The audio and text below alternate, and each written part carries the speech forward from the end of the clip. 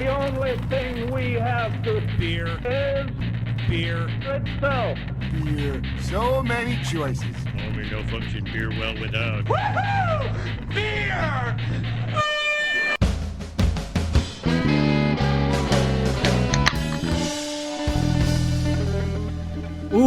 Ooh, we're starting it strong with a new can opening into a microphone. That is how you do it. Hello and welcome to another episode of Beer Busters. We'll bring you the news and reviews of your favorite brews.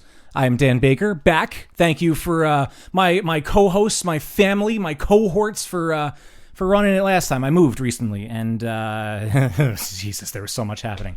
All that to say, I'm Dan Baker, joined by my co-host and brewologist, Steph Hefner. and the demented and fermented Wayne Baker. Yeah, I'm not gonna lie. There's been a lot of stress in my life, and including like 10 minutes ago, I had a near breakdown. It feels good to be back. It feels so great to be here. We're gonna have such a fun time because we have joining us, quite frankly, I'm gonna say a local beer legend. Larry Horowitz. I'm the director of brewing for Crooked Hammock Brewery, and I've been making beer for over 30 years, more than 20 of which I have been in the Mid-Atlantic for. Woo! All right. Well, and that was my can. That was the can. That was your can. The end Thank of a you for long doing day. it. We all need some multi refreshment in our life, right? After this beer, I'm switching to whiskey once we're done recording. We know you don't have to switch. You can tandem that situation. That's true. That's true. It can happen in parallel. Just make my own little citywide. Yeah. Right? That's how we got should a bottle do of it. Power stashed underneath the table there. Oh, I should. Oh my God, I should. I've always wanted to have a bottle of whiskey in an office, and this is sort of my home office. I'm going to keep a bottle in here. Very Don Draper. Yeah. Little holster underneath the desk. I should. I really should. Oh, I'm going to do that. Thank you for the idea. And of course, welcome. thank you for joining us. My pleasure. Let's get straight into the housekeeping. You listening to this, you know you can follow along on such places on the interwebs as Twitter, Instagram, and TikTok, where we are at Beer Busters. Facebook, we are Beer Busters Podcast. You can go to beerbusterspodcast.com. There's lots of cool things that we have on there, including the shop tab, where you can get the fun, awesome-looking merch that Wayne designed. There's YouTube, where we have a back catalog of some videos. We are Beer Busters Podcast on there. And patreon.com/beerbusters, where as little as $1 a month gets you access to all the cool behind-the-scenes stuff, the back catalog of punishment videos, special feed, event invites, if that's, ever a thing that we feel safe to do again. But all as little as $1 a month. And, of course, the happy hour after the bonus content. Is that what the kids call it? Exclusive content? Exclusive bonus content. I also did want to say the phrase "that's a mountain of cat" happened earlier today. I'm not sure. I think it was before the official start, so I don't know if our listeners heard it. But we do have a mountain of content on Patreon from nice. many years. So yeah, worth the price of admission to check it out. Well, as little as $1 a month. Let's just also start with what are we drinking? My can's out of reach, so I got to step away from my mic to get it. So Larry, what do you got? I am drinking a can of the recently released Hammock Light Lager, which is Templato 10BU 4.2% refresher that is suddenly our number one selling product for obvious reasons. That's amazing. Plus, my house beer of choice at the moment. Oh, perfect. It's amazing that a light lager, or really anything that's not IPA, is the number one seller. It's close. It's a fight. Oh, right? man. Giving a run for the money. But hey, the fact that it can even eke out a lead at all says a lot about the beer and about, the beer climate. Also, it's just disgustingly hot outside. A lager makes much more sense. I mean, we're all in the Mid-Atlantic, right? I mean, today I think a heat index of 102. Yep. I mean, I walked out through the brewery in Middletown earlier today, and I got from one end of the space to the other, and I was covered in water. And somebody's like, "Did you get hit with a hose?" I was like, "Well, sorta. If you count the air in the Mid-Atlantic as a hose, which one would be forgiven for saying, you could just swim through the room, it'll be fine." Oh yeah, basically. I just came from Henderson, Nevada a few days ago, visiting some family out there, and don't let them say it's okay, it's a dry heat, because it's still 108 fucking degrees. There's no way you can your really... head in the oven. Your head is still in the oven. Exactly. I'm sorry, Steph, I interrupted you. The heat was on in my classroom today. Ew. The heat. Ew. So I don't want to hear it from any of you. All right. The heat. I'm standing under the vent, and there's hot air blowing on me. Oh. So when I got home today, I immediately got in the shower. That was my day. Man. Nice. Well, what beverage are you cooling down with then, Steph? Well, I ordered a gin and tonic, but my bartender has informed me that we no longer have any tonic in the house, apparently, which I need to remedy, especially since I'm a little snobby about my tonic. So we are drinking the strawberry lager from Lady Justice Brewing. Oh, very nice. There you go. It's Very nice. She's quite awesome. lovely. I'm such a fan of hers. Former guest of the show. They're awesome people and make awesome beers and are doing phenomenally amazing things for women, queer people, small size breweries. They are definitely an advocate for a lot of underrepresented groups of people in the industry, and I think that's awesome. Oh, that's great. Wayne, what do you got? Are you drinking a seltzer? I'm gonna guess it is a weeknight. It's not a Polar this time. It's a Oh, Schweppes. Hey, Schweppes are good. Schweppes lemon lime. Hey, Schweppes is a very good go-to. And I have a backup can. Oh, I thought you were gonna say you have a backup beer. It's not a bottle of whiskey. It's not a bottle of whiskey now. I was gonna say you were virtuous there for a second, and there's gonna be a bottle of tequila sliding in when everybody was looking, right? You're like, at least we've been talking about the other malty beverage when we talk about whiskey, right? Right. It's like, all right, that feels close to the subject matter. Yeah, very much. Plus, I lived in Louisville recently for 3 years, and I got to tell you, I had developed a really expensive habit while there. Whiskey is both awesome and exceedingly overpriced at the moment, which is really jamming me up. Yeah. Steph, you're talking about your bougie tonic standards, which I fully support, by the way. Like if one's to drink the quinine, let's make sure it's good sugar and good flavor. But even a bottle of like Green Label Four Roses these days is $30. I Like, just what saw that the happened? other day. Yeah, I was in Total Wine in Cherry Hill. We were running some errands over there, and yeah, it is so much more expensive now. I have a good friend in the whiskey business, and I'm like, what are you guys doing? And they're like, well, what do you think we're doing? We're allocating it.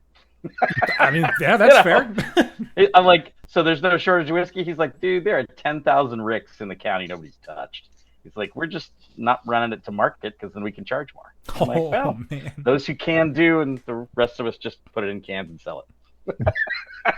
Hey, whatever works, Yeah, I know. I'm like, I chose the wrong path. And he's like, no, you didn't, but bring a case of beer to my house, please.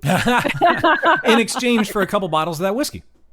Yeah, he is a bottle manager at Michter's, and always a few bottles of samples would end up in the car. So I can't complain.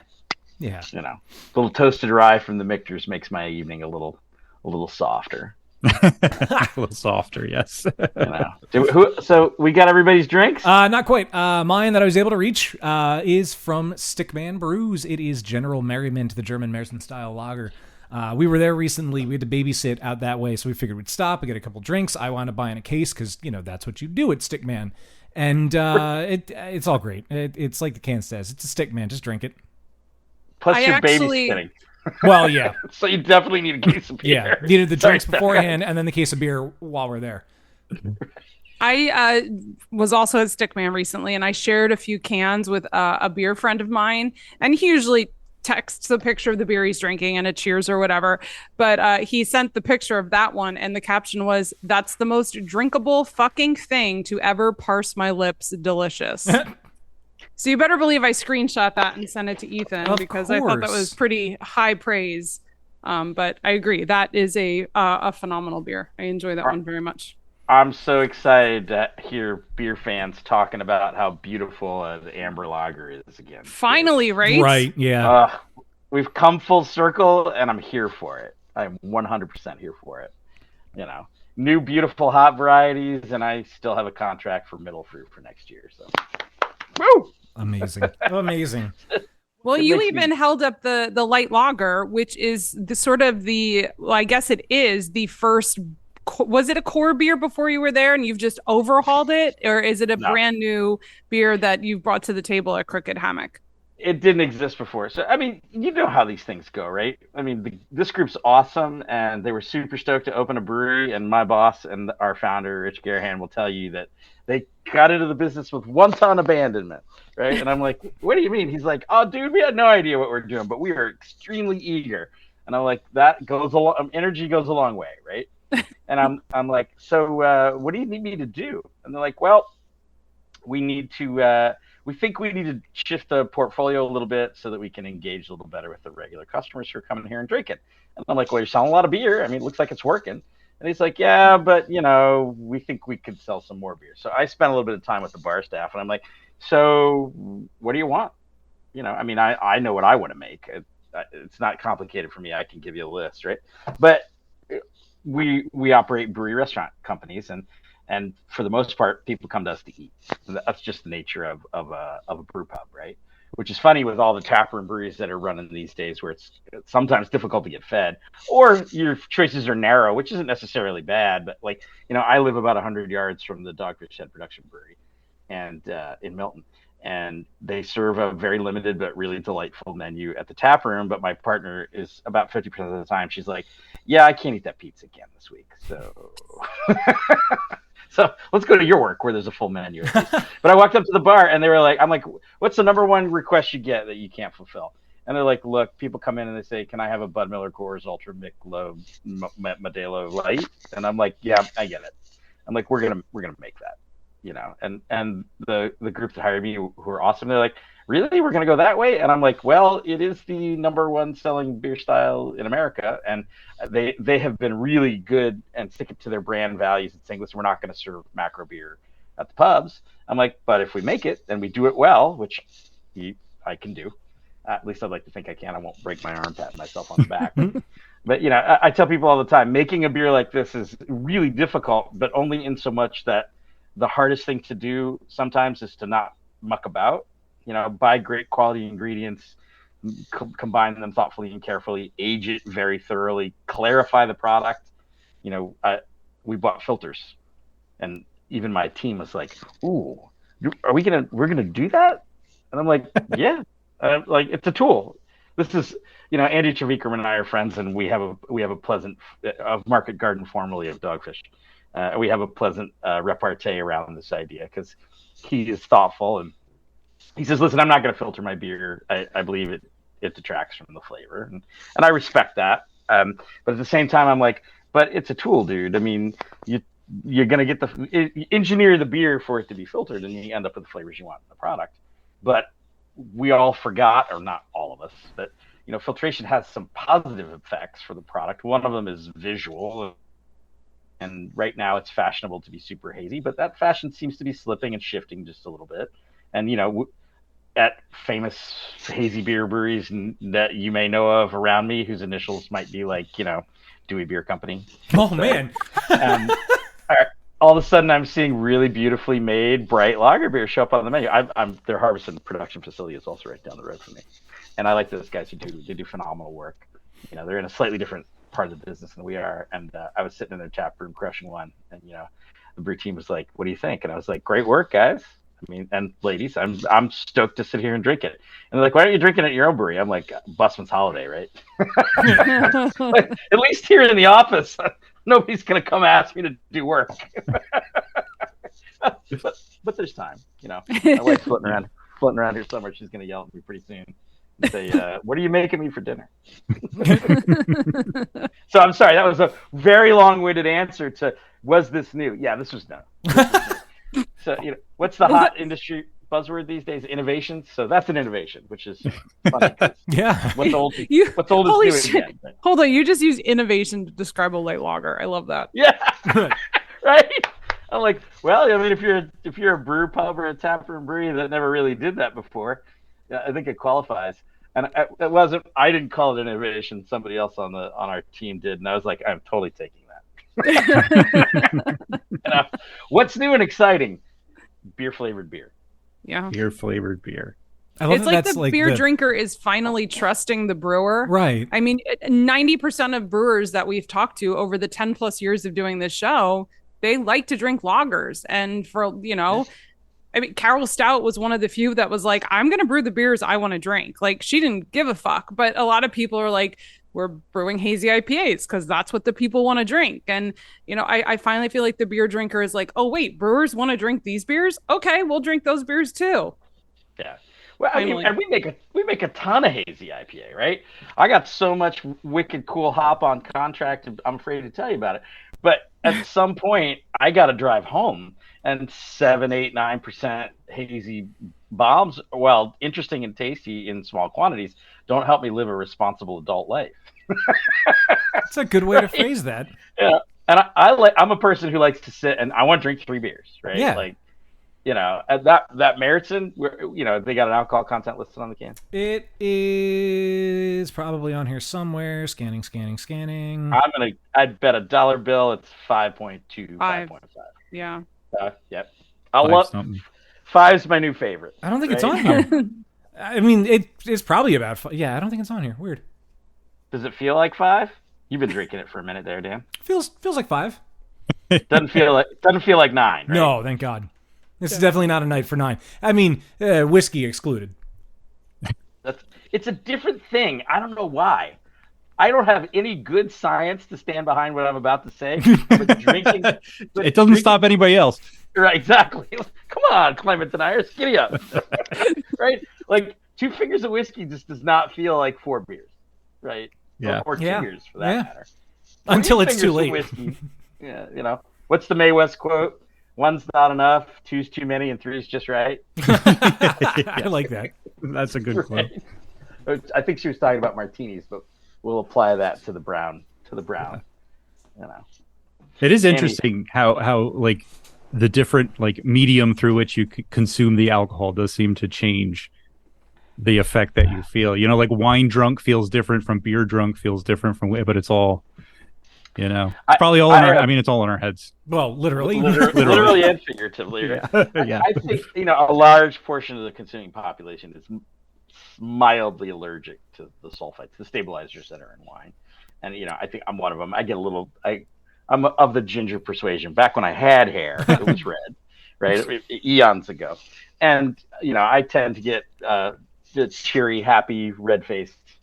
And I can drink a few whiskeys and not have that problem. But, man, you drink 2 glasses of wine and it's just like that. Mm-hmm. Just like that. Especially if they're, appropriately sized glasses. If they're, tall boys.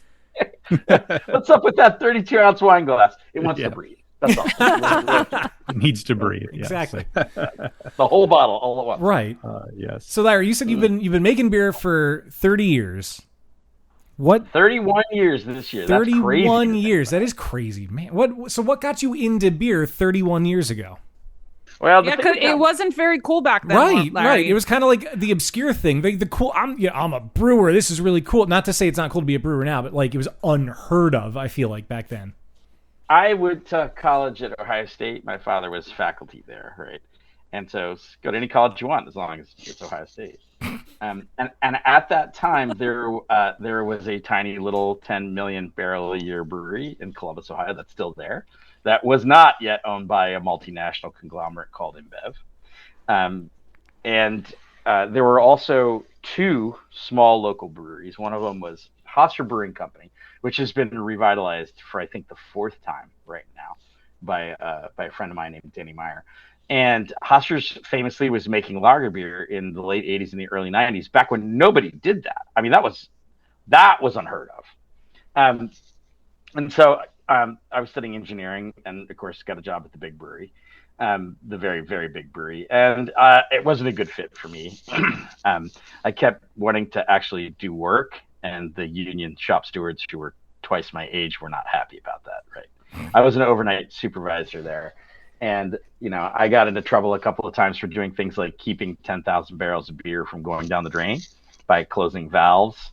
Not allowed to do that in a union-run, very large brewery, So at some point, I transitioned straight into craft, but did it at a lager brewery and learned a lot from now retired Alan Young, who worked for years for Hofstra's. Before that, he worked at Chesbay in Virginia Beach with Wolfgang Roth, famously of Rolek Brau, and Barapon Harder before that. And it was a really interesting idea because I knew how to make lager beer. I had worked for a very large brewery that made lager beer, and here we are making lager beer. And I'm like, great, that's what one does, right? I didn't think much about it. And of course, we made ale, but at that time, we had the unheard of beer portfolio that included 4 beers. Whoa. And occasionally a 5th rotating seasonal specialty. Seasonal. See, we would brew one batch of Hefeweizen and one batch of American Pale Ale in the summer, 10 barrels, right? And one batch of Doppelbock and one batch of Märzen. Although we made a Vienna lager all the time, and that's the time when a good friend of mine is a man named Brian O'Reilly, who I think you guys all know. He worked for Sly Fox. Oh yeah. Yeah, he's one of the owners of Mainstay Independent on Penn Avenue there in Philly. And he was working at John Harvard's in Cambridge Square at that time. They had 2 fermenters, right? And they were 10-barrel fermenters, I think. They were selling 20 barrels of beer a week. I'm like, how'd that work? And he's like, well, we'd mash it on Monday and run off and boil for an hour at least, and ferment for at least 4 or 5 days. And then we would transfer the beer into the bright tank and serve it. I was like, was it still fermenting while it was being drank? It didn't matter. You got 2 fermenters. It's like we had 2 beers. So people would come in and they'd be like, which one do you want? Beer 1 or beer 2? And it would sell. And I'm like, so it didn't even have time to create diacetyl, right? This butter flavor that happens in young beer. And he's like, oh no, it was never a problem until like 2 weeks later. So if he took it home, it was problematic, And so I walk into this little brewery, and they've got, I think we had 12 fermenters at that time, which is nuts, right? It was a very busy, not so little brew pub.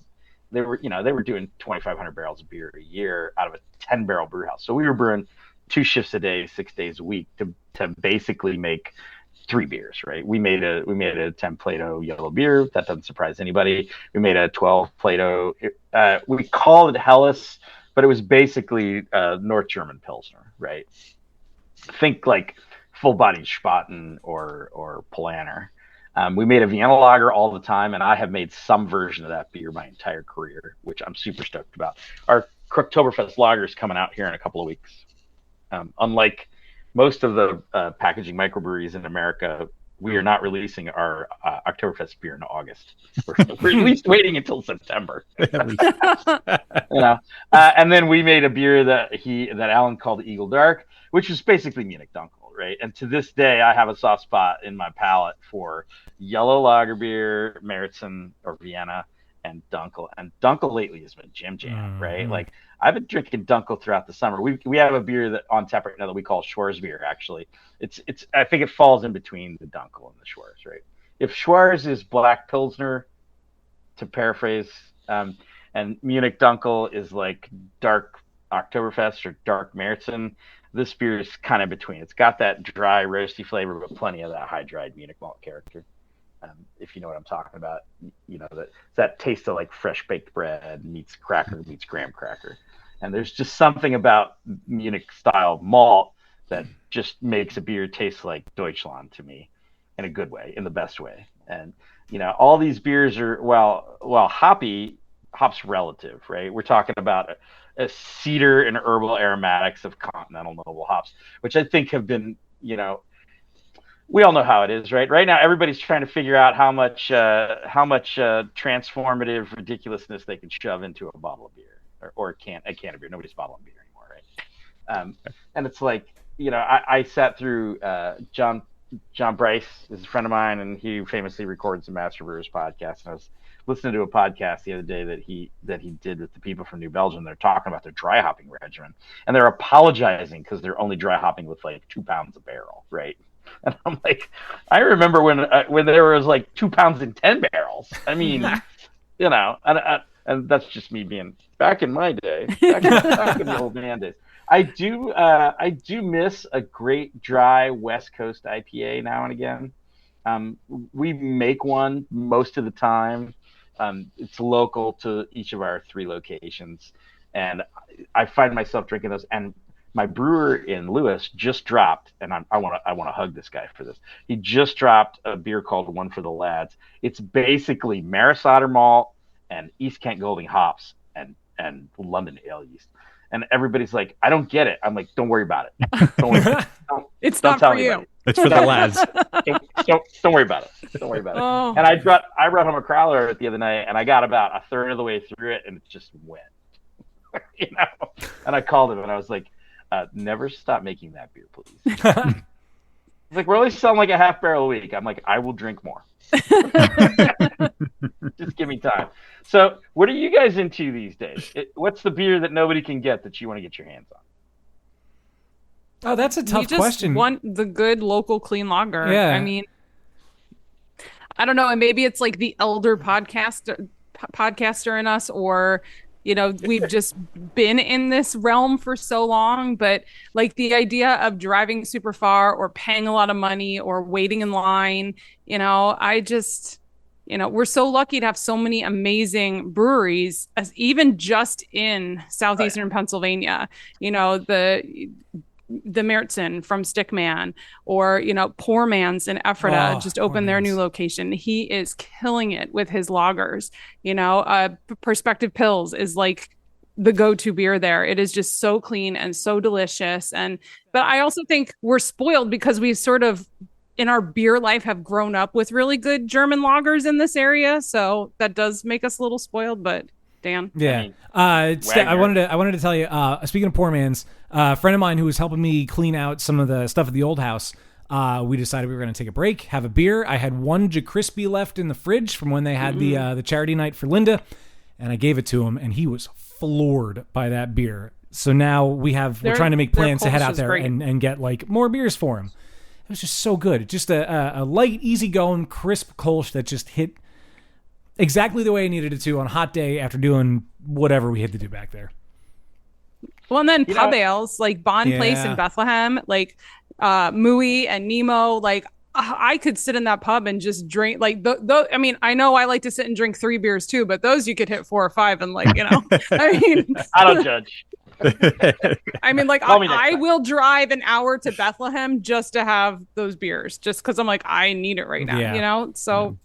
Like southeastern Pennsylvania is a magical place. People want to talk about Portland. My pop lives east of Portland, in the Columbia River Gorge, and he's like, "You should come out. We'll go drinking in town." And I'm like, look, it's been a minute since I drank my way through Portland, but I'm like, so we can drink Hoppy Light, Hoppy Dark, Hoppy Amber. I'm like, no offense, but there are plenty of places in the world with a more diverse selection of products. And he's like, well, why do you got to be so grouchy about it? I'm like, also it's a long flight. Also it's a long flight. Fair enough. Also it's a long flight in this. I'm wider than I used to be. That seat got way narrower. Those seats get smaller. Yeah, that happens. Right. I swear though, when you sit down in the seat, there's a sensor that figures out how close they can shove you to the seat in front of you, and then everything just moves. Like an accordion. Thanks for that. And then they come by like, would you like something to drink? And I was like, no, I'd like a crowbar and a pillow. Right. I like a hammock. Right. Appropriately. I will definitely climb into the overhead luggage given the choice, right? Get a little 20-minute napper on the way. Yeah. So southeastern Pennsylvania, famously the home of lager beer in America, right? I mean, like the Wagner Brewery arguably is the place where that yeast landed. It's not such a surprise, right? Huge German immigrant and Swiss and Austrian immigrant population lands there. And also, oddly, in Louisville, Kentucky. I don't know if you know this, but, what's the fastest... Louisville used to be a port city, right? Mm-hmm. There's a portage there. Mm-hmm. And what are the freeways at the turn of 2 centuries ago? They're the rivers and the lakes, right? So... And how does the Gulf Stream work? Big circular. You come out of Western Europe and you end up in the Caribbean. So you're right at the mouth of the Gulf. So you can go either direction. You can come up the eastern seaboard, or you can turn left and hit New Orleans, go up the Ohio. And for whatever reason, a huge population, I know the reason, but I won't bore everybody else with it. A huge population of German, Prussian, Austro-Hungarian, and Swiss immigrants land in Louisville, Kentucky. And there's this underground lager scene rocking out there. So it's like everywhere I go, people want lager beer. And I'm like, yes, man. We're still making hoppy beer and still making a lot of it. I think there's some beautiful stuff out there. I think that the guys from Maine Beer Company are friends of mine, and Dan and his brother are just, I mean, come on, give me a bottle of fresh lunch. And I'm here for that. And there's a brewery. And you said they're a brewery that's bottling. Right? I'm like, well, dude, I love him. I'd lay down traffic for that guy. But I'm like, Dan, bottles? He's like, I don't know. We just do it. And they're dinner bottles. They're not 22 ounces. I think they're 575. I don't know how big they are. They're bigger than a pint. which is great. You know, I like that. You can share a beer with somebody. And they have an amazing pizza oven there now. Last time I was there, just drinking beers and eating pizza, but I don't know. If I lived next to Dogfish, I think I could eat pizza every night and be okay with that. I'm just saying. But look, they do a very fine job. I'm not complaining. Even for a hot minute, I think Sam and Mariah are awesome people, and the fact that I can stumble home from their tap room, literally across, there's a middle school baseball field between me and the tap room. You know, and one day the local paper is going to be like, "Man found sleeping on ball field." No, it's not going to happen. It's not going to happen. You know? But even they're making a bunch of lager beer, right? I roll into the brew pub, and Brian Silders and I go back a ways too. And I'm like, dude, you got a bunch of lager beer on tap? He's like, yeah, we've always made Blue Hen, Pilsner, and some of the other products. I'm like, right, but now they're on tap and for sale. I'm like, yeah, that's awesome. And of course the whole we're all fighting or managing in some way or another all the Beyond Beer products, right? I mean, the spirits companies have just been money whipping consumers for the last 5 years. They're coming for the beer drinkers, and the generational shift is evident. I mean, it's funny now that people are like, "Well, I don't drink craft beer. That's what my dad drinks." Like, oh my God! Yeah, right? Yeah, like that hurts. Like when I was in college, we were drinking Hudipole Shandling. Now famously the Boston Beer Brewery in Cincinnati. Used to be this. Terrible is the wrong word. Quirky, I think. A little bit of formaldehyde in there, right? Just for that something extra. But we could get cases of Shandling and another brewery from Cincinnati called Wiedemann. Returnable bottles were $5.99, and I'm old, but I'm not that old. Like, it's a town with an Anheuser-Busch brewery in it. We could buy suitcases of Busch Latte, I think, for $10, and everybody's like, why are we drinking this crappy beer from Cincinnati? I'm like, look, we're on a budget, right? I mean, we need the 20-inch cheese pizza's $9, guys. We got to pay attention, Plus, I'm an early riser, and I would return the bottles and get the deposit. Everybody's like, who cleaned the house? I'm like, nobody. Don't worry about it. Don't worry about it. What else are you drinking?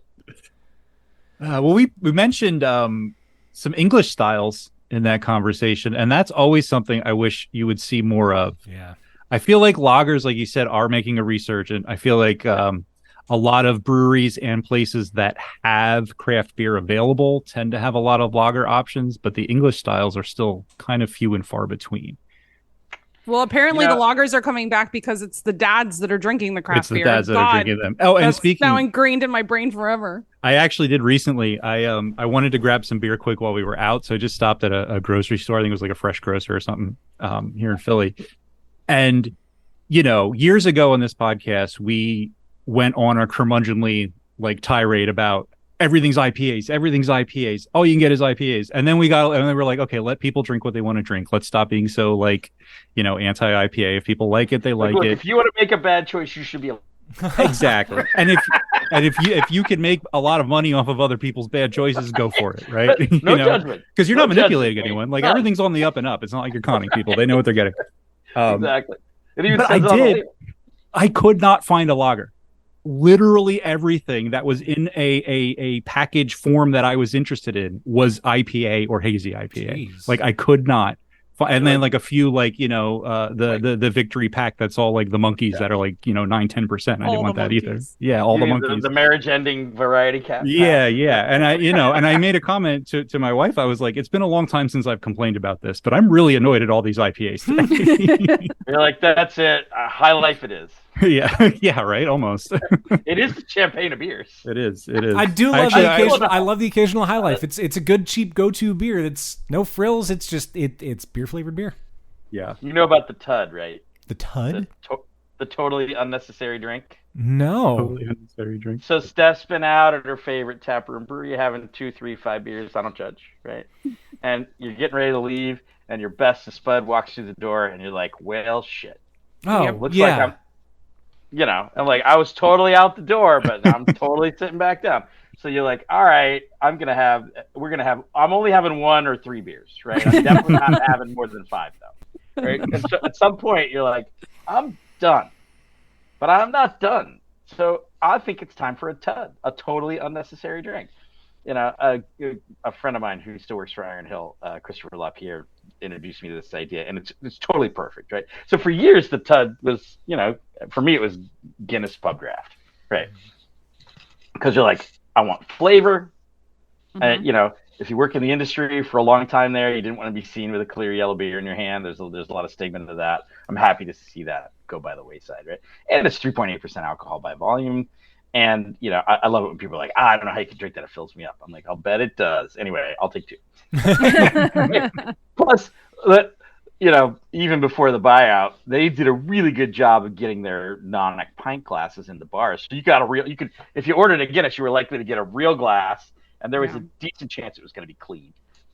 And if it wasn't clean, at least there was enough flake barley in that beer to make it hold a head all the way to the bottom, right? And now the TUD can be yellow lager beer again. I'm so stoked about that. I think it's just it is a fun turn of events. Not that and we all make fun of IPA. I guarantee you that each of us has had one or more this week, right? Like certainly over the Labor Day weekend when my neighbor showed up with some Treehouse, I was like, yeah, I'm definitely gonna drink that, Julius. I don't know. Treehouse makes some killer pilsners. That's the Treehouse I was drinking this weekend. I'm jealous of that, but that right there, that says it all, right? Like the brewery that built its reputation on Julius is like, oh yeah, and now a third of our beer is lager. So you're welcome. Well, my favorite thing about the Treehouse, the big location, I don't know the formal name, but when you walk in, there's 2 bars, the clean bar and then the other bar. And the other bar is like your sours, your stouts, your IPAs. But the clean bar is all the lagers and the English ales. And there's never a line at that bar. And you have to buy your drink tickets on your mobile device before you go. And all drinks are what like $8. No matter what you order, it's $8. So there I am with my half-liter lager for $8 while you're there with your 5-ounce hazy ass bullshit. I'm like, I kind of feel like I won here. I'm just saying.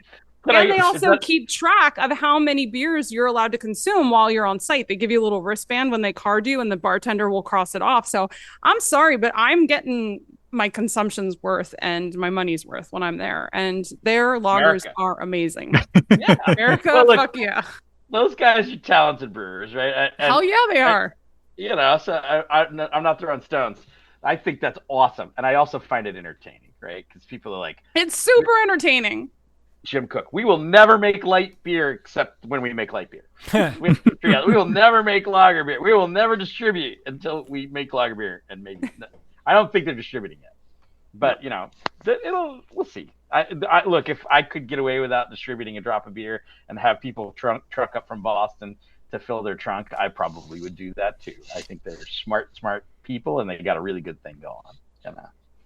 And for those of us who will travel for beer, it's worth it. I usually visit them when I'm up to see the crew at the American Brewers Guild in Middlebury, right? Occasionally. Oh, that's right. Are you still I am an American Brewers Guild alum. Yes, you are. Congratulations. Are you still teaching there? I do when I can, but Steve's been very busy, and it's one of those deals where I'm like, I'm up to my neck. So you call me if you need me, but otherwise, I'm just going to keep sending employees to you. Fair enough. And then I'll come and we'll drink instead of work. It is always a good time. Steve is a fun guy. Oh, he's a blast. I ran into him in Nashville, and he's like, "I'm sorry I haven't called." I'm like, "Who cares? Here we are." I'm like, "Bar?" It's that way with old friends, right? Where you're like, "I haven't seen you in forever." I'm like, "It's been 3 years. So what?" The whole world broke down there for a while, and time is meaningless. So. Everybody just feels a little older, a little fluffier than before. A little fluffier, yeah. No, it's the airplane's fault. It's not us. It's the seats on the airplane. Yes, 100%. I'm sticking with it. Yeah, the airplane seats go. You know what else I've noticed? The older I get, the further away the ground is. It keeps getting further away. I had a routine health screening because I'm not afraid of doctors recently, and my doctor's like, "So how's that arthritis treating you?" And I'm like, "God damn it, yeah, I got that." And the reading glasses too. Like, dude, 50, and my body was just like, nope. You need magnesium. You need magnesium for your arthritis. I need something for my arthritis. More ethanol's been the current program. But I will tell you that here's another cruel trick of the universe. So apparently gout runs in my family, right? And I'm like, how the F? Right? I see Dan. I have gout. Right? It's awful. It sucks. I've had one flare up in the past 5 years, and I know it's because I had too much red meat when I went to Vegas last time. I blame Vegas. Oh, yeah. I mean, I had In-N-Out Burger like 4 times. Went to a steak dinner. We had a burger at like Gordon Ramsay's place. Of course my toe was going to be the size of a golf ball when I got home. Look, I'm a boat guy, not currently because we just moved from the middle of the country back to the ocean, and I got rid of the boat. We'll eventually get another boat. And you always stub your toe on things, especially on a sailboat, right? So for years, I was like, man, I am stubbing my toe a lot. until finally the doctor's like, hey, idiot. That's not a stub toe. Yep. You have a disease. Yep. And I'm like, well, I have a lot of diseases. What are you talking about, Doc? He's like, do you eat shellfish, salt-cured, air-dried meat, cheese, red meat, beer, wine, liquor? I'm like, yeah, that's all of the above. That's my diet. That's who I am. Can we add in fried foods and sugar? Just for good measure. I'm here for it, right? Like, I don't hate on vegetables. I'm a vegetable lover, especially if you fry it and serve it with a ramelade sauce. Right? And a side of appropriately hazy beer. So it turns out that that's been jamming me up lately. Although not, Dan, a flare-up is like astronomically painful. It's the worst. And yeah, my partner, she's like, the first time I had an incident, and during the pandemic, who behaved well, right? Of course. I mean, like, you can't leave the house. No matter how hard we work, we have to medicate to medicate. and in Louisville, Kentucky, you can get whiskey delivered to your door in less than 1 hour, which is awesome and like a pizza. Horrible. Oh, man. Yes. Right? You can definitely get pizza delivered, but I can make pizza. Right? And about 2/3 of the way through the first year of the pandemic, I was like, I think I need medical treatment. And they finally put me on the drug. Dan, are you on allopurinol? They tried to put me on it a couple of years ago as like a test run, and I was extremely nauseous for a week, so they took me off of it. I gotcha. You know what my jam is now? If I'm gonna have the Vegas weekend, I'll start doing it, right? Yeah. And outside of that, I just try to be moderately responsible, ? Yeah, right. Right? Like, by the way, this is helping. The haze bombs, for whatever, make my ankles go, come on, man. Right? Yeah. And I know we're talking geezer squad stuff here, so that's terrible, but it's coming for everybody else too. This is the thing my doctor told me. I'm like, what happened to me? And she's like, everybody gets old, dude. Yeah. That can't be real. She's like, you lost your hair. I'm like, I lost my hair in 1988. I mean, come on. No one in my family kept their hair. It's just, actually, that's not fair. It started here and it just moved this way, right? Although I let this go for a while. It's, I got yelled at recently by the woman I love, and she's like, will you please make an appointment with an actual real life barber? Yeah. I've still been doing the whole pandemic. It's fine. I'll just cut it myself. She's like, it looks like you're an unhoused person in need of attention by someone who can deal with your particular mental illness. I'm like, aren't you lucky? No, you kind of look like the brewer instead of the head of brewing operations. Right. Well, I mean, I'm getting ready for my role as a Hanukkah Harry / Santa Claus. So there you go.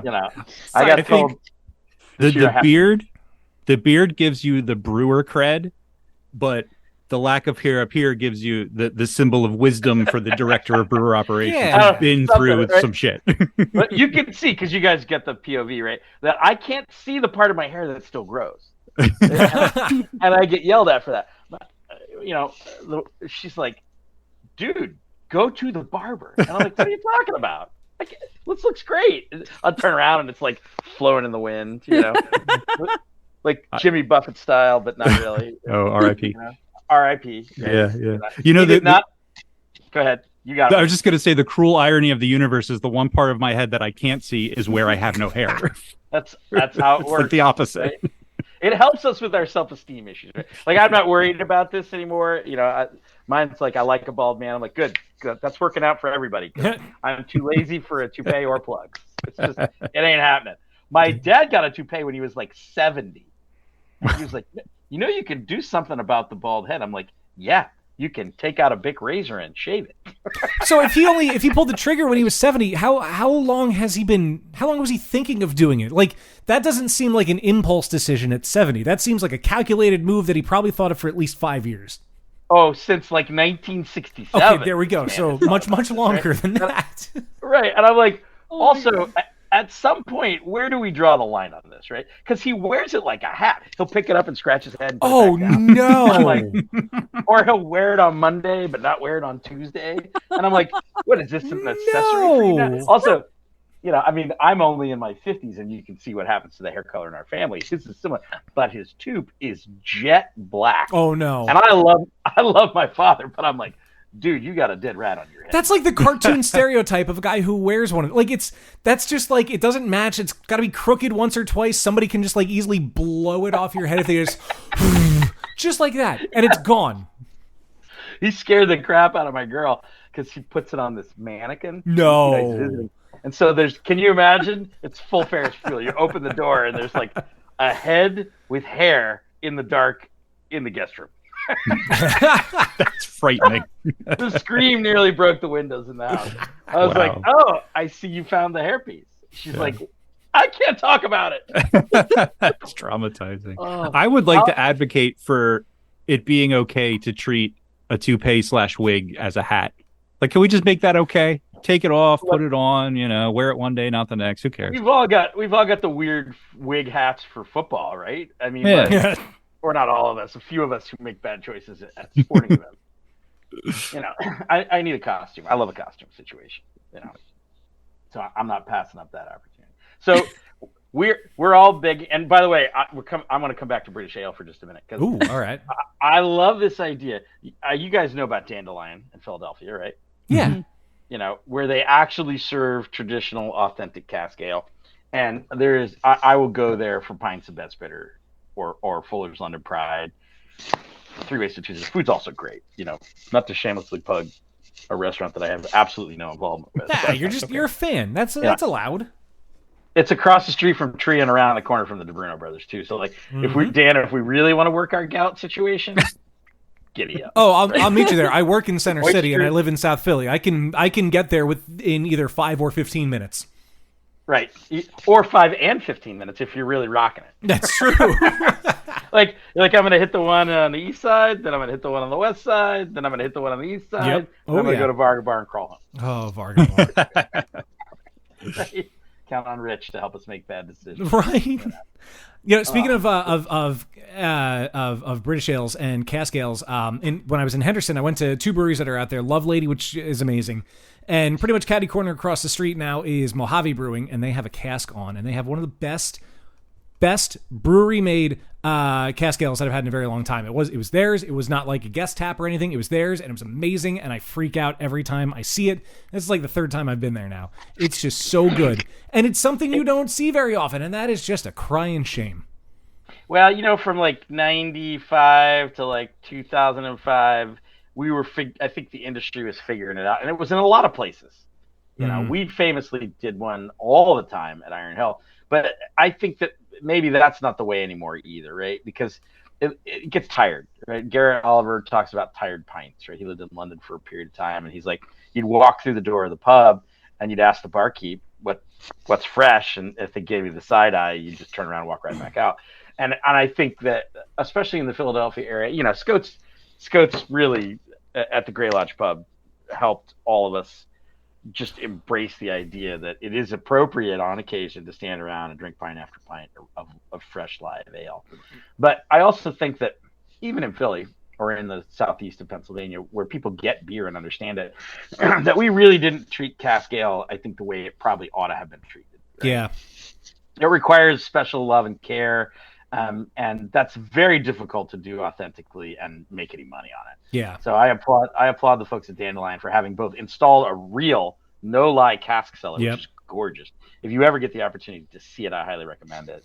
A mutual friend, you may or may not remember Steve Mashington, formerly of Yards, and then worked his way around, helped them set that up, and they did a bang up job, and that's still a place where I'm like, which cask has just been tapped, right? I'm more interested in the freshness of the pint than I am in the authenticity or the brand. That's fair. And sometimes it's local beer. Last time I was there, they had a pint of something from Love City, and I apologize to Kevin for not remembering what it was. All I remember it was excellent, and it went with the oysters I was eating. So it's perfect. Gout Central. By the way, if you're ever not on the allopurinol and you start getting a gout flare up, ask your doctor for colchicine. Wayne, you asked me about a coworker who had a gout flare up. Colchicine is the oh shit, it's happening, I need to take this now medicine. It will take away the pain in like 2 hours. Colchicine and endomethacin. Oh, I don't know that one. Yeah, they're two terrible things for your liver that will solve the pain problem. See, but, Just like alcohol. Well, yeah, but the thing is, when the pain is that bad, who gives a shit about your liver? Just you deal with the pain, deal with the liver later. Just get out of the immense pain. Right. I do get regular blood tests for obvious reasons. We reach a certain age and they want to pay attention to us, and that's probably good. And I'm on board with that because I have another friend whose father has started a club, and I'll share this with you all. It's the SAG Club, the Stay Above Ground Club. Oh no! And I am not yet in the age range where this is appropriate to talk about. But he's like, listen, you can start early as a club member. He's like, you don't smoke, right? And I'm like, well, cigarettes? Right, yeah. Like, you know what I mean. Right. No, don't smoke other things either. And I was like, all right, old man, I feel you on that. But the idea is appropriate, right? It's like, okay, when we're in our 20s, we can't wait to get to do something. When we're in our 30s, we're feeling like we're getting it going on. When we're in our 40s, we're pretty good at it. We're still drinking, but we're feeling it. And then I turn 50, and you're like, man, now you got to make choices. That's terrible. I don't like choices. I have FOMO. I want it all. I want it now. Right. Any case, yeah. You want to hear about work? Sure. Yeah. Yeah, we should probably talk about. I know, that. right? Sorry, my PR team's gonna yell at me if I don't talk about. No. I know. They're awesome, and so I shameless plug for the awesome company I'm working for right now. I mentioned it earlier, but I'll say it again. I am currently the director of brewing operations for Crooked Hammock Brewery, which is a division of La Vida Hospitality. La Vida is based in Lower Delaware, and we have more than just the Crooked Hammock brand. So there's Taco Rijo, Cantina, and the Big Chill Beach Club. If you've been down to Indian River in the I don't want to tell anybody about the beautiful Delaware beaches, but I'm a fan. I think they're underrated, and I'd like to keep them that way. Although all my neighbors are from New Jersey, all of a sudden, right? Like, I mean, and we all know why, because once your kids aren't in school anymore, what are you going to keep paying those taxes? I mean, exactly. Jersey's expensive for no reason. They try to spin the yarn, where they're like, "Oh, it's so great here," and I'm like, "It's fine. It's next to New York and Philadelphia and the ocean and the Pine Barrens." But it's like the worst part of the ocean. I have had some really good times at the beach in New Jersey, although I don't have to have a beach tag in Delaware. Anyway, not every beach, but yeah, I agree. Not that the town doesn't deserve the money. Yeah. Right. Anyway, yes. These guys have been in business for 8 years. We have 3 locations. The original location that Rich opened is in Lewis, Delaware. We are shockingly busy, which I think is awesome. People come to the beach and the choices are sometimes limited, although it's getting better in Lower Delaware. It doesn't matter where you go after a day on the beach between Memorial Day and Labor Day. You're going to wait 2 hours for a table. And we have what I think is a really awesome and unique physical experience in our spaces. We have this huge outdoor backyard, right? And if you got kids of a certain age, they're losing their mind, and you got to with them, and you need a beer. So you can put them in the backyard, and they can play on the jungle gym and run in circles and burn off all that energy, so they'll go to bed when you get home or to your beach rental, and you can crack a couple of beers before we get a table for you. It makes the 2 hours not feel so oppressive, and sometimes we're quicker than that. We're also, interestingly, the spot where you can bring a large group. I think that's getting more and more difficult, both in the city and at the beach. Venues are, with some notable exceptions, are getting tighter because rent's expensive, and as the price of everything goes up, I think we're really fortunate to have a ton of space like that. And they've been absolutely wonderful, saying, "Hey, we want to brew beautiful beer. how can we be of assistance? And I'm like, well, we're going to buy high quality raw goods. We're going to age beer for appropriate lengths of time. We're going to teach our people what's going on, and we're going to pack it fresh and sell it fresh, And we do a tiny bit of wholesale sales, but it's mostly to support the brand and the market. Obviously we sell beer to ourselves so that our beautiful yellow lager beer that's clarified can be purchased by consumers all over Lower Delaware. We're not trying to be the biggest or the baddest, but we're definitely trying to make great beer for families. And I feel like we're succeeding. I've got 2 other shameless plugs. Number 1, Croktoberfest is coming, so we have activations. We will change the decoration of all of our locations for the 2 weeks, 3 weekends of the Oktoberfest. And I highly encourage, if you're in the area, to stop. We will be serving Keller Pilsner, which, when we talk about underrated styles that I want to drink, right? We're going to be serving Schwarzbier, obviously beautiful Märzen.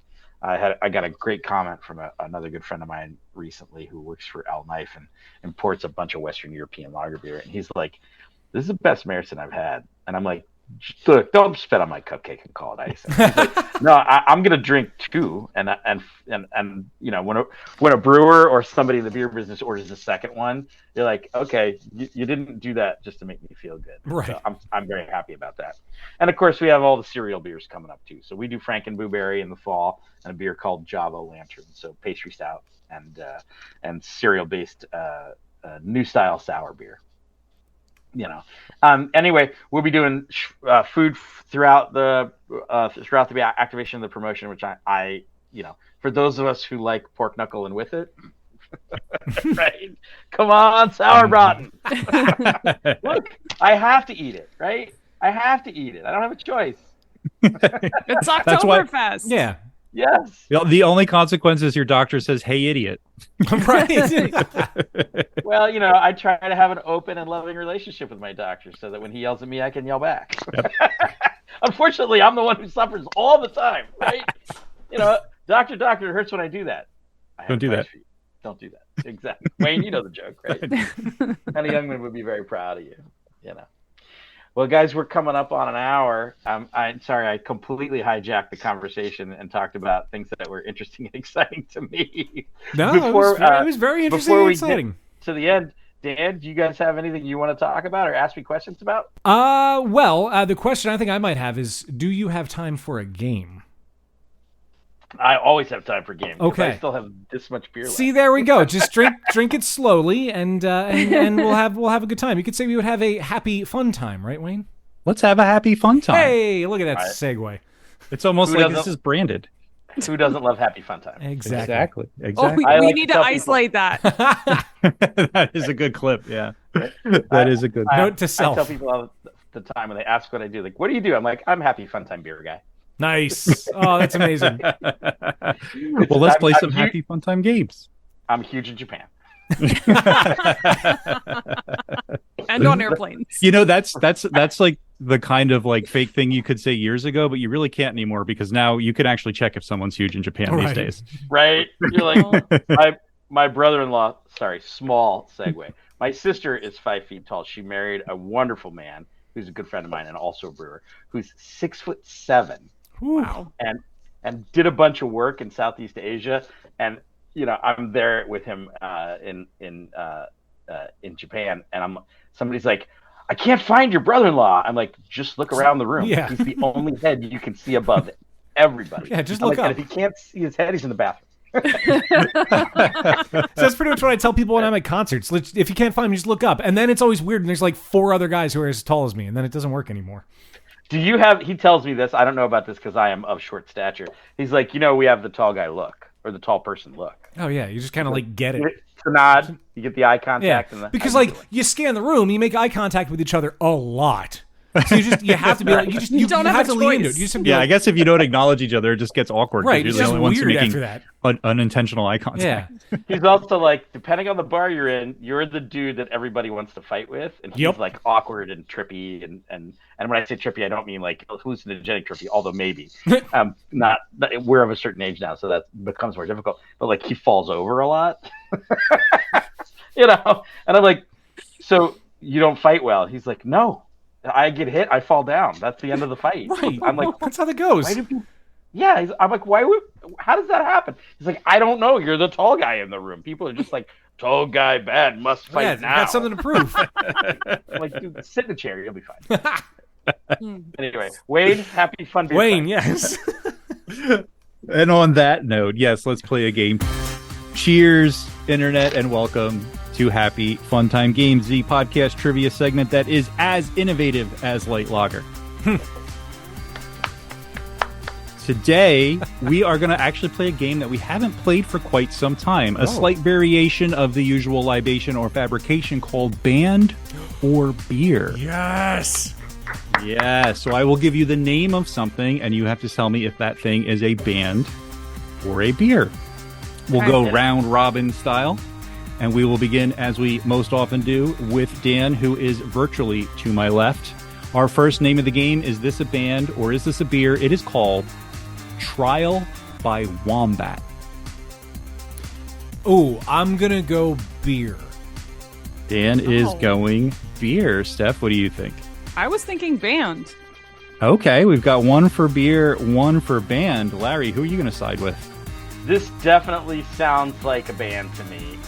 Although, boy, this is a tough one, Wayne, because it could be a decent name for a beer. I'm gonna go band. The good news about this game is you got a 50-50 chance, right? This is true. Yes, this is one of the versions of Happy Fun Time where you have a 50-50 shot. So I Steph and Larry both saying band. Dan saying beer. Quick question before I reveal the answer. Dan, what style of beer do you think it is? Oh, God. Oh, shit. Trial by Wombat? Is Yeah. that what it was? I will say... I'm going to say a brown ale. Brown oh ale? my God, that's exactly what I was thinking. And I was like, All no, right. I have reasoning. Australian lager. I have reasoning. Well, Steph and Larry both said band. Do either of you have a guess of what genre that band might shit. be? Punk. Funk or punk? Punk. Punk. Punk. Punk is good, although it's not quite murdery enough to really be like a solid punk band name. I could see murdery enough. I could see Trial by Wombat being a speed metal band. Speed metal band. Okay, well, unfortunately, it is not a band at all. It is, in fact, a beer. Dan was correct on that front. But it is not a brown ale. It is not a brown ale. But if throughout the rest of the game, if anybody wants to throw out a called shot for a bonus point on beer style or band genre, feel free to. This is, however, a beer. It is a New England IPA from Thin Man Brewery in Buffalo, New York. Oh. It is a 7% ABV and, quote, hazy AF. Of course. I don't like it. They course. stole that. There's no other way to be Stole that. hazy. Featuring a rather crazed-looking wombat, they call their infamous fuzzy little monster on the label. The people of Thin Man caution not to let the can scare you, because inside is an incredibly soft and luxurious liquid that you can presumably enjoy without fighting a wombat to the death. See, I went with beer because there's a band called The Wombats, and I figured there wouldn't be another wombat-centric band. Okay. All right. Well, regardless of the logic, you were correct. It was a beer. Moving on to number 2, and we're going to have Steph guess first on this one. The next name is Quicksilver Messenger Service. Quicksilver Messenger Service. Band or beer? It is a band. Alternative rock. Okay. Alternative rock band. Larry? I'm gonna go band also, but yacht rock. Ooh, yacht rock. I like it. Yacht rock band, Little says Christopher Larry. Cross. Yep. Quicksilver Messenger Service. We got 2 for band. Dan, what do you think? Band or beer? I'm going to say band and Screamo. Band and Screamo. Well, you What is are all Screamo? correct. It is, in fact, a band. What is Screamo? It's Emo with screaming. With screaming, yeah. Jesus. Like, what's that band? Tiny Moving Parts? Do they count as Screamo? Yeah, You're they're borderline. You're loudly sad. Yeah, Right, they're loudly right. sad. They're loudly Loudly sad. There is one Screamo band, Tiny Moving Parts. Dan says they're Like Screamo. my I like grandmother. that band. Oy vey, you're terrible. Oh my God. Quicksilver Messenger Service is an American psychedelic rock band That formed checks out. in 1965 before Screamo was a thing. Wow. In San Francisco. AKA jam band. Yeah, basically part of the new wave of album-focused jam bands, such as their contemporaries Jefferson Airplane and the Grateful Dead. They achieved popularity despite lacking in hit singles. Music historian Colin Larkin wrote of them, of all the bands that came out of the San Francisco area during the late 60s, Quicksilver typified most of the style, attitude, and sound of that era. The name derives from some convoluted astrology, mythology stuff, and probably some psychedelic drugs. So there we go. Quicksilver Messenger Service. I'm adding that one to the playlist. I didn't actually listen to any of these bands when I was making this game. I may go back and do so. Moving on to number 3, and Larry is up to bat on this one. The next name, is it a band? Is it a beer? It is called We Butter the Bread with Butter. Oh, Lord. I Speaking gotta of say, off flavors. Yeah, I gotta say beer. It's too on the nose, but I'm gonna do it. And it has to be a brown ale from, like, Shipyard. Okay, not only of the style, but also the brewery. Okay, all right, Dan. Yeah. A Pugsley Brewery from New England somewhere. Oh God, I'm gonna say it is a beer also, and it is probably, I don't want to say hazy IPA because we already had a hazy IPA. There's a lot of them out there. I mean, you know what? Yeah, just hazy IPA. That's the only thing that's really coming to mind. A beer, a hazy IPA. Well, I can tell you are all incorrect. Wait, I didn't guess. Well, Steph's getting a free point. Oh shit. She got tried. I guess that means it's a band. Well, all right. Here's your point. What but genre? She's got snacks. What I'm genre? Totally What she say? She said band. But we didn't get a genre. Yeah, I was gonna say, what's the genre? That's gonna be What the was make or it break. called again? We butter the butter with butter. We butter the butter with butter. Jesus. I'm gonna say it's a what do you call the bands that, like, it's like all piano music and they sing? Lounge music. Lounge music. Well, it is in fact a band. It is not, in fact, lounge music. I think I'm just going to strike this question from the record because I screwed it up. Apologies on that. I screwed up the last game similarly too. I don't know why I'm losing my touch here. I'm sorry. You need a genre. It was. Did you give us a genre? Yeah, you said a lounge. Lounge music. Lounge music. Yes, it is a band. It is not a lounge band. They were formed in 2007. We Butter the Bread with Butter is a German deathcore band. Oh. Yes. Known for their heavy use of electronic music elements. That's amazing. Are they in Berlin? With I don't actually know. With several albums under their collective belt, WBTBWB, which I don't think is a better way to say it, has an interesting name origin. Partly the result of being bored with the serious and often dark names in metal, it is also apparently a suggestion after 2 original members were nearly in a car accident when one of the other found the other so hilarious he lost control of the car. How that leads to the name of the band, they don't explain. Maybe that was the joke. There were no substances involved in that car wreck whatsoever. None whatsoever. Maybe some butter. Maybe some butter.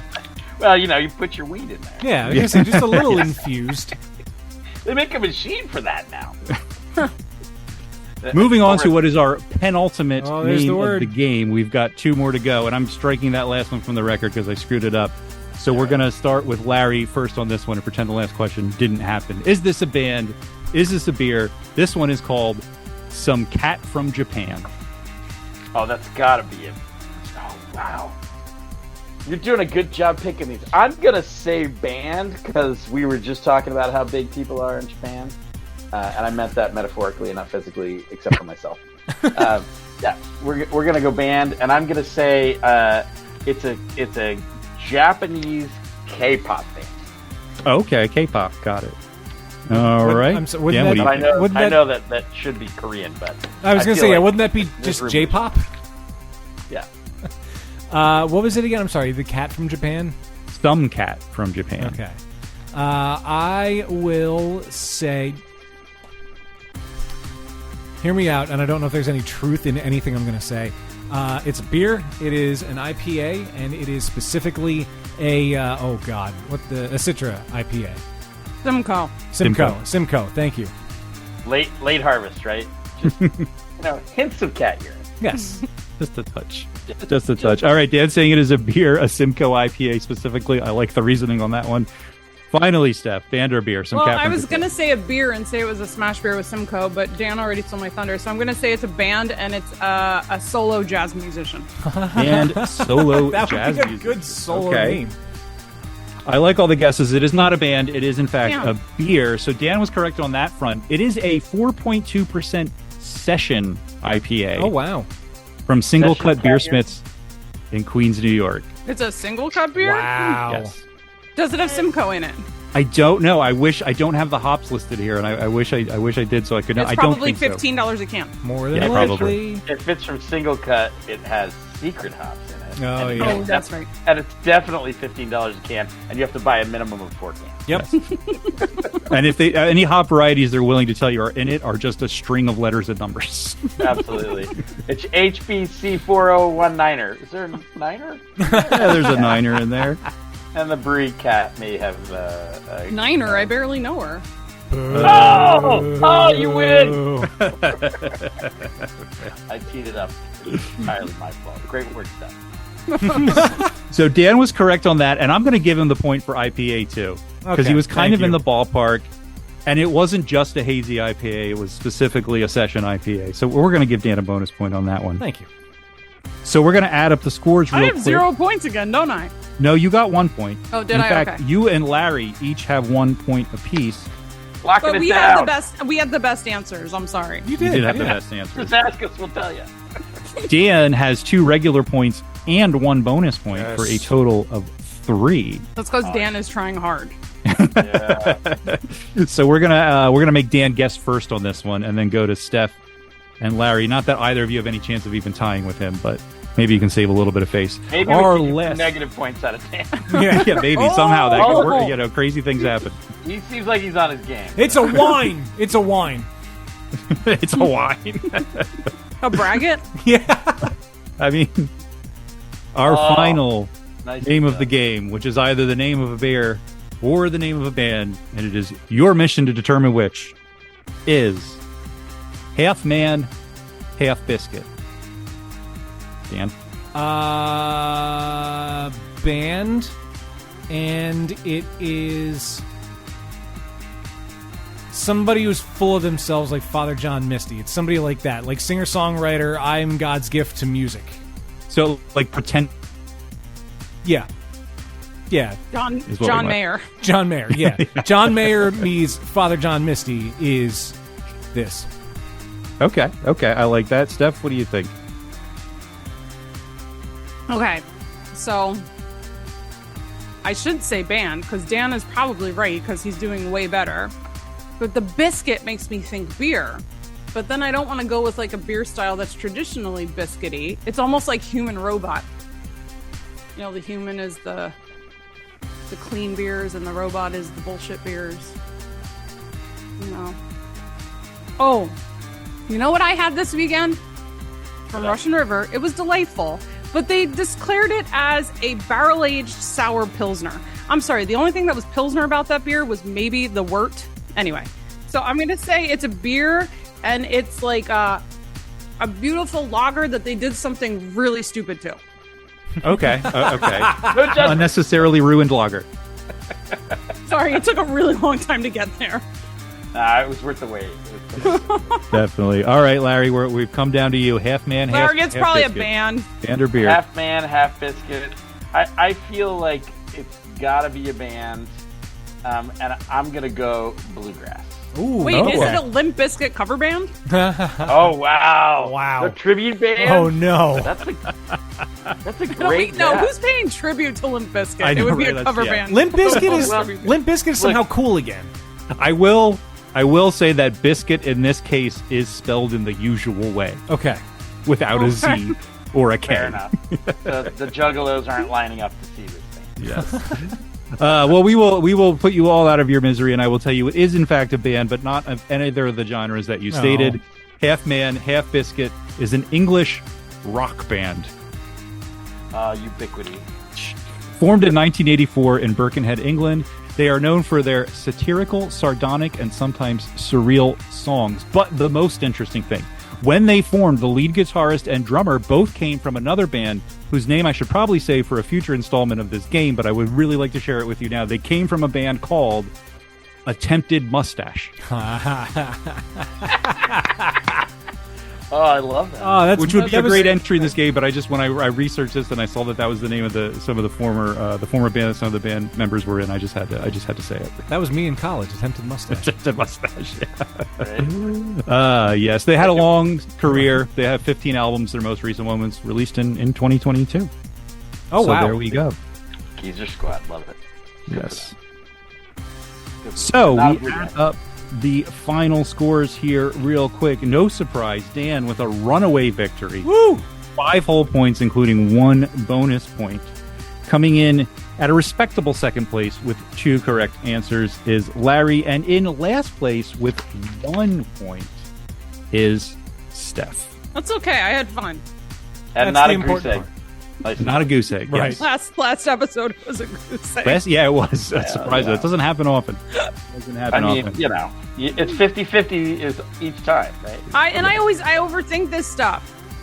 That's the point. That right? doesn't make sense. Well, then it's probably right.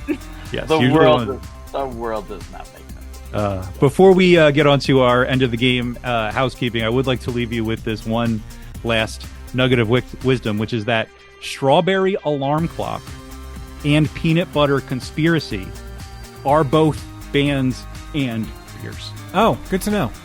So there you go. Plenty of band names have been. What kind of stolen. music is Peanut Butter Conspiracy? I will click the link to the Wikipedia article and see what it says. I'm kind of tempted to just ask one of the American robots Los Angeles-based psychedelic pop rock group formed in the 1960s. I kind of want to listen to them. The Peanut Butter Conspiracy. After the whiskey. After the whiskey. Yeah. Well, now it's got to be Screwball. Yeah, sure. Well, thank you all for playing. This is, of course, the part of the podcast where we give a shout out to our most generous patrons on Patreon. We would like to thank the following individuals for their continued support. Jen McDonald. You say you want a revolution, you know. Just keeps going. Eric Dixon. Sweet baby Jesus. Dana. Where's your glass? James Lamberg. Losers. Chris Mahoney. Dan, right? Sean Sullivan. And it's Mahoney. super legal. Brian Mills. Oh my God. Chill Chivers. Go back in time.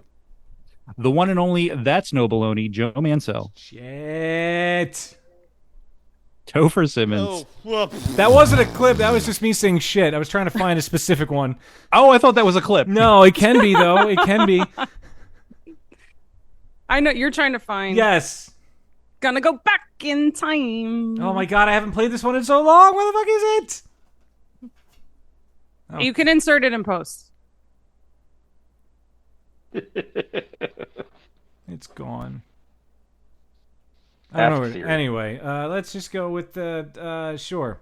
Hell yeah. There you go. And finally, Ben Mangle. If you want to find out how you can get your name on this list, support the podcast, and get the mountain of content we mentioned earlier, go to patreon.com/beerbusters to learn more. Thanks for helping us pay our tab. So, Larry, you mentioned Crooktoberfest is coming up. What are the dates of that? That's a great question. Let me get this right so that I don't mess it up. Because I have very few tasks left this evening, but this is one of them. Yeah, we want to get Right. the important stuff right here at the end, so everybody Right. remembers the important stuff. So we start September the 22nd, and it runs through October the 10th, right? So that's Word. 3 weekends. And on Saturday the 23rd, at all 3 locations, we will be having Squeezebox Oompa bands, and I will be showing up in Lederhosen because any excuse to wear a costume. And there will be Festmasters at all 3 locations. So local celebrities of note. If you're local, you're going to get it, and if you're not, you're not. And we're going to be asking them to tap firkins of German beer. Completely, wildly inappropriate, and totally on brand. Absolutely Right. perfect. Somebody was And like, if- "What? We're gonna put filtered lager beer in a frickin'." I'm like, "Don't think about it. Just fill the. It's gonna be great." Stein hoisting competitions, crafts for the kids, food based on sausage, everything one needs to celebrate early fall in the Mid-Atlantic. And if folks want to check out more about Crooked Hammock, you guys are Crooked Hammock Brewery on, I assume, all the socials. Yep, you can find us at all of your favorite streaming / social feeds, including, of course, Insta, Facebook, and the formerly Twitter. We occupy all those spaces. There's a cadre of wonderful people who put content generated by me and others out on the reg. We have a whole video team, which is both awesome and shockingly frightening because every once in a while somebody's cruised through the camera that I don't know about. And I'm like, oh, apparently I pre-signed the waiver for that. I'm like, try to get my good side a little more often, right? That's got to be scary, like, pre-signing waivers. Right? Like, you don't really have a good side. I'm like, I know that. That's half the joke. Come on. Just when you're in your later hosen, make sure they get all the content. Right? Right? Yes. I give them too much. I really do. They're like, you're gold. You're gold. I'm like, I'm not. My IMDb is not getting better. So what can one do? My left hand is in Shawshank Redemption. Wait, what? What? For real? Yeah, for real. What? Oh, wow. That's cool. I got a free haircut and I think $200. I kind Just of as feel an like extra? that's what you should have led with. I'm Larry Yeah, Horowitz, and my left hand was in. I mean, that should have been your intro. Wow. I also used to dress up like Elton John for money. There are no PR photos of that left. Oh, that's a shame. Oh man. I was careful. Jack Curtin looked for one for years, and I was like, nope, not going to do it. One time I dressed in costume and played a couple of songs in the last 20 years, but Oh, not for a very long time, right? My career as a brewer has been a great fallback. That sounds like it. There will be the roast of Larry Horowitz one day. You realize this. Like, you cannot have had the career that you've had and continue to have, and all the freaking people that you know, and all the places around this country that you have been and built breweries. And like, there is, and you better show up. You would shock everyone. I think I talk so much that there's not a lot of secrets left. It's just which ones people remember and or have photographs of. That's the thing. We may know the stories, but no one has seen it or witnessed it. And that would be like... This is the best part of getting old. Like, I have, or will soon have, stepsons in their very early 20s. Their entire lives have been documented digitally. Mm-hmm. They have done nothing for which there isn't a stream of videos and photographs. For those of us of a certain age, at least the first 20 to 30 years is in a file folder of actual printed photographs, which are currently fading blissfully into oblivion. Or have gotten destroyed in attics and basements, and none of us are sad about it. A lot of mine were victim in the basement of the old house, and that's not a bad thing. Right? Yeah. Hey, you got to move once in a while just so you can purge the stuff that you need to get rid of. Exactly. You got to get rid of the evidence. Yeah, I didn't need my Little League pictures anymore. Exactly. Nobody needs those anymore. Oh my goodness. It's just better we don't think too far back. Yes, exactly. Oh my God. Larry, thank you so much for joining us, man. This has been amazing, and I really hope at some point we can have you back on so we can find out more about your life that there may or may not be photographic evidence of. Right. Well, if we come back and I'm happy to be a guest again, I'll make sure I bring some terrible photos. I just bumped into look, we don't have time to keep going because we all got to be other places, but I just bumped into a pile of photos from one of the early Brewery Omegang festivals. Oh no! Back before the lawyers got a hold of it. And we'll do that. So you guys, you got to come down the beach. Yes, please. We'll lift a pint, we'll sit by the fire, and we'll tell more stories about bad choices that we made in the 80s and the 90s. That sounds like a perfect evening, and good. I cannot wait for that. Oh, my God. Oh, man. Fashion and otherwise. Yes, exactly. Exactly. And, while you're following along the aforementioned socials, you can follow along with us, Twitter, Instagram, TikTok, at Beer Busters, Facebook, we are Beer Busters Podcast. BeerBustersPodcast.com is a pretty cool place you can check out on the internet, as well as the shop tab. There's YouTube, where we're Beer Busters Podcast, and of course, Patreon.com/BeerBusters. Get yourself access to the behind-the-scenes stuff, the last call, happy hour, whatever. The content, the word again appears, all for as little as $1 a month. You can't beat that deal with a stick, no matter how hard you try. Man, Larry, thanks again. This has been so great. So great. My pleasure to see some homies from southeastern Pennsylvania and environs represented. Yes, exactly. Well, I think unfortunately this brings us to the end of another episode of Beer Busters. Get yourself to Delaware, drink the important beers, and the one thing I think we can take away from tonight is just live. Enjoy your time. Have fun. Enjoy the beverage, enjoy the people. That is what life should be about. And enjoy the cat that's about to jump on the table yet again. A mountain of cat. Yes. Well, my name is Dan Baker. I am joined by my co-host and brewologist, Steph Hefner. and the demented and fermented Wayne Baker. Thank you for listening to this. If you could drop a rating and review on your podcast app of choice, and do that for all of the shows you listen to. Thanks for joining, and we'll see you next time. Whatever happened to cornucopias? Only Steph gets that.